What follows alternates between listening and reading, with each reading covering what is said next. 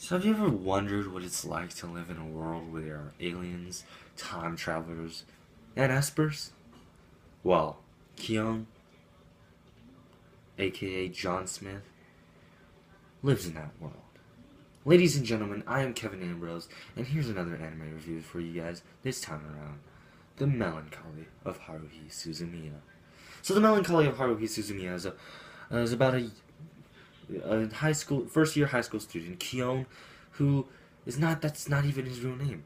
He's just a boy he's just a high school student who lives a normal life, lived his whole life not believing in anything impossible, stuck and bounded to this force field that we all as humans call reality. And he never believed in Santa Claus, he never believed in aliens, he never believed in time travelers, and he never believed in espers. That all changed one day when he walks into his classroom for the first time, for the first day of school in high school, and meets Haruhi Suzumiya. That's basically the synopsis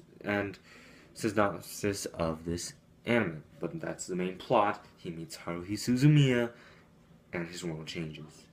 He joins up with her and creates a club called the SOS Brigade, which is basically stands for Spreading Excitement Over the World with Suzumiya Haruhi, which I think would have been a better title for this anime, as the title of this anime is very misleading.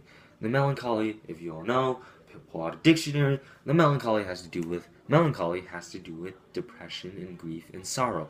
None of this anime actually spoke sadness to me. Yes, there were dramatic scenes. However, none of this anime actually showed anything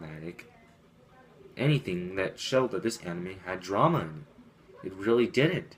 It was basically a supernatural comedy and a little bit of romance here and there. I mean, we have our main character, Keon, who's bounded to reality, and he has no real name. The dude is named Keon. He's nicknamed Keon by his sister, by his mother, by his friends, by Haruhi Suzumiya, our main female protagonist, yet we don't have an actual name for him.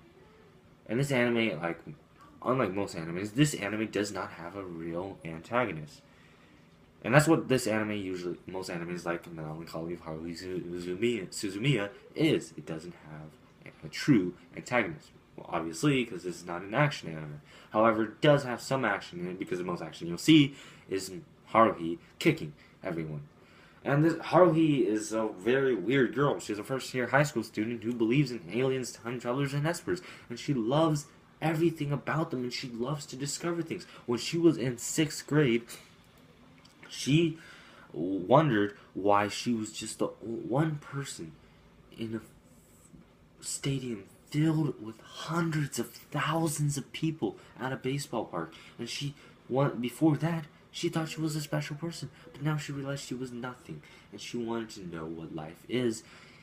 And because of that, she believed in the impossible, which totally contradicts of what Keon, our main male protagonist, believes. Because Keon believes in reality. He doesn't believe in Santa Claus. He doesn't believe in fairies. He doesn't believe in the tooth fairy picking up money and give for your tooth every night. He doesn't believe in that. He doesn't believe that a fat man carrying a red sack riding reindeer will give you presents and works for one day a year. However, after meeting Haruhi Suzumiya, he believes in the impossible. Why? Because he nearly gets killed by an alien. And after joining this club, apparently Haruhi Suzumiya is some god, and she controls a huge power. And if she wants to change the world, she can do so. So aliens and time travelers and espers, one alien, one time traveler, and one esper, were all sent to watch out over Haruhi. And because of this, Keon has to deal with aliens, time travelers, and espers, and his life goes interesting. His life turns interesting. His life is no longer boring. His life is no longer realistic. Stuff that he didn't believe was real is now real, and It just goes to show you that you can't be bound to reality, and that it's possible to be real. And that's what I loved about Haruhi, is that she gave me that idea of wanting to believe in things that are real. But not only that, Kion, our main protagonist, has to make sure that she doesn't change the world. That if she gets bored, she might change the world. So his main goal is to not tell her and not make her know that she has superpowers, that she has powers to change the world. So in order to do that, he has to make sure that her life is as normal as possible. Guess what? It's not as easy as it seems if that person believes in the impossible all the time and has to do the most craziest things, and whatever she does, she gets it. Well, Haruhi is everything I love and everything I hate in a woman. Haruhi Suzumiya is just a beautiful, weird, crazy ass girl that I know some girls just like her. I think I have a cousin like her. I don't know.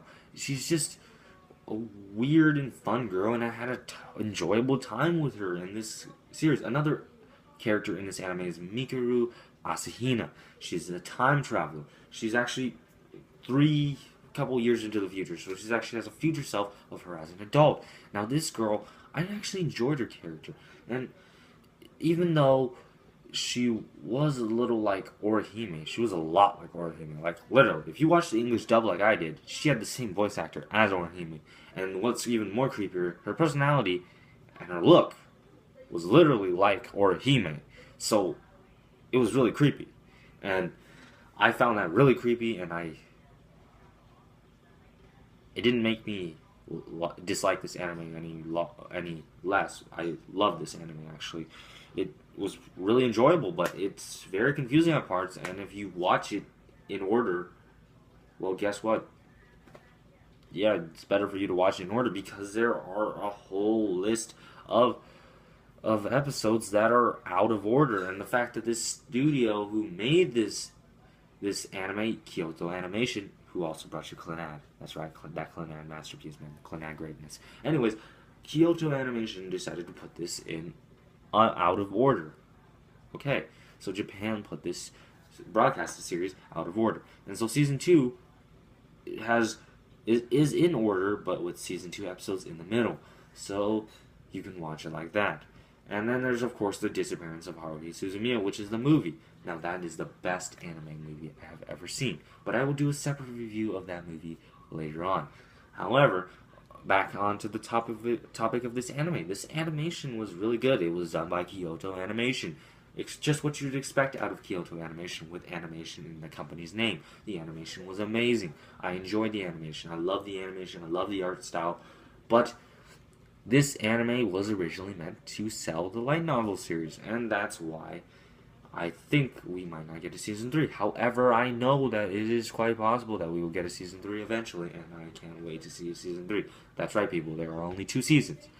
This anime embarks on a romance and time traveling and crazy slice of life stuff. Like, every day, Ki-on, our main character, has to deal with what Haruhi wants, but he has to make her believe that she's living a normal life, that she's just a normal human.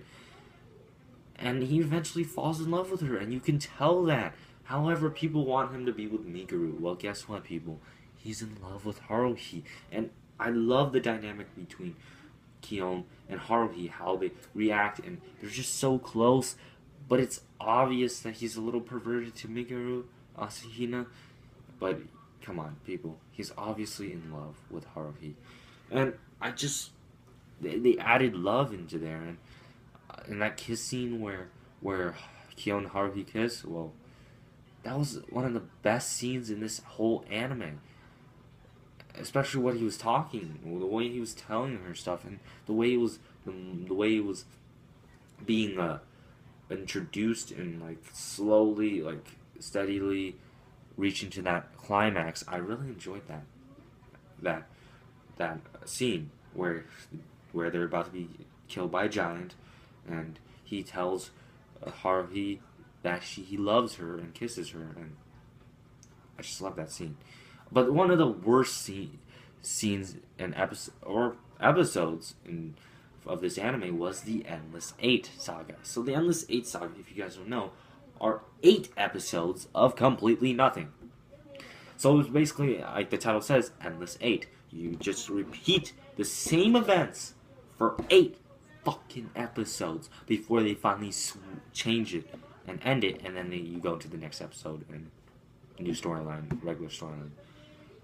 8 episodes of the same thing happening over and over. So basically, the Endless Eight is Haruhi gets bored and she doesn't want summer to end, so she basically wants to spend as much time in summer as possible. To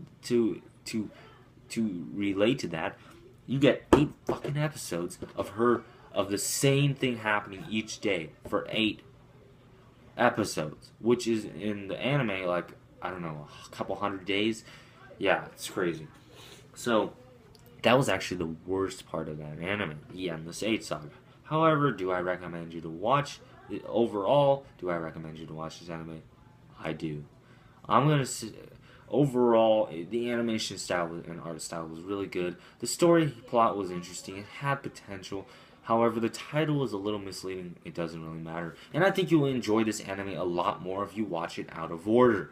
And overall, I'll give this anime an 8.9 out of 10. A little high rating, but this anime definitely deserves it.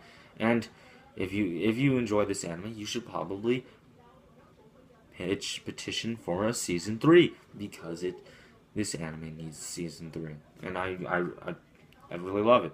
And this anime only animated the first 5 light novels, so if you have not checked out the light novels, you definitely should. But overall, again, I give this anime an 8.9 out of 10.